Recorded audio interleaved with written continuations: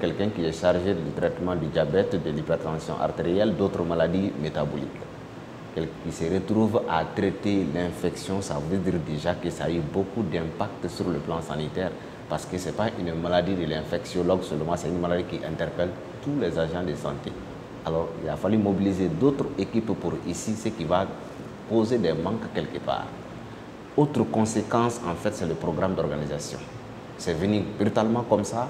Le pays n'était pas trop prêt pour la prise en charge, mais tant mieux que mal, on s'est débrouillé à avoir ce résultat aujourd'hui.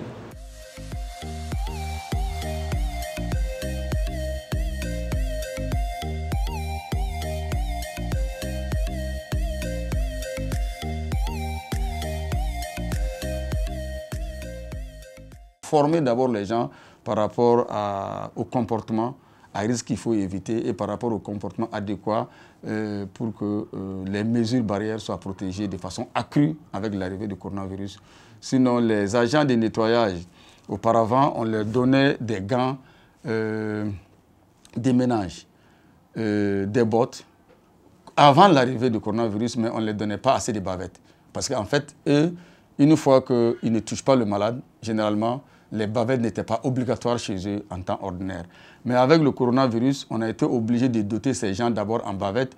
Comme le médecin intervient, ces gens également interviennent habillés de la même façon, avec les mêmes mesures.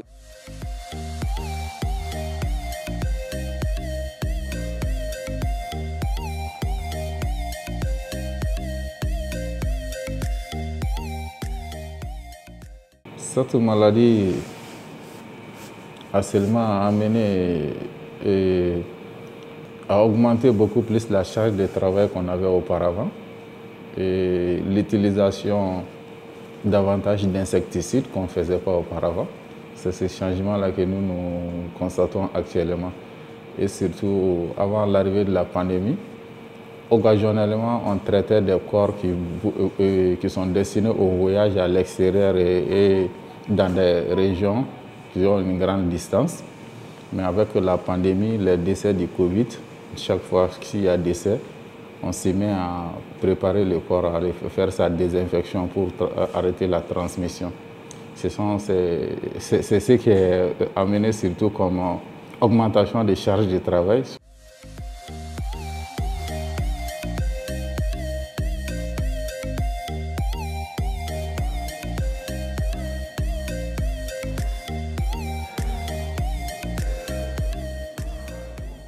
Depuis bana in nana, on kɔni bɛ nettoyage kɛ yan, nin y'a 3 mois ye.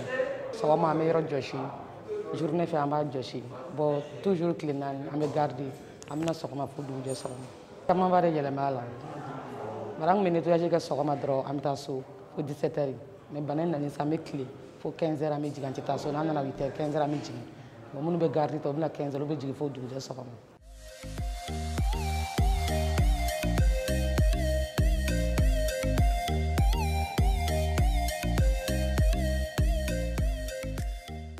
Je n'ai pas vu beaucoup de changements quand même, hein. À part un peu de stress qui est là, sinon ça va. Nous travaillons avec les médecins. Donc, s'il y a des soins à faire à l'intérieur, c'est les médecins qui nous appellent, donc on exécute.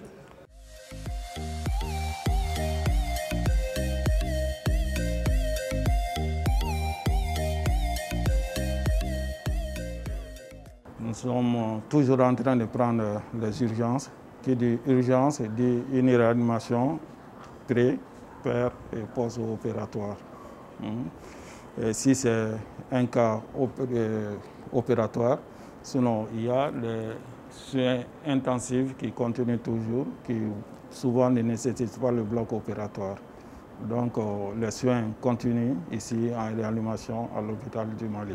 Ouais, avec l'avènement du Covid,